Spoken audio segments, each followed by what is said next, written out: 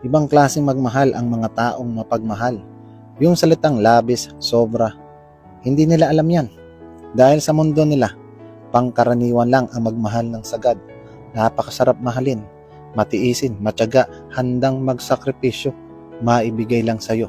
Sa mga kaibigan mo halimbawa, marami kang kaibigan pero merong isa dyan mabubukod tangi sa lahat.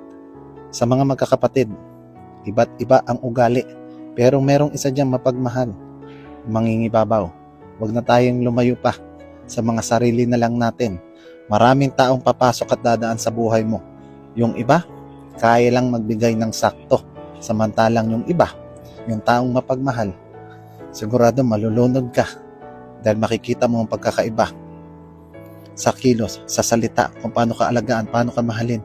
Ibang iba. Kaya pag nasaktan mo sila, ramdam na ramdam mo. Oo, totoo, marami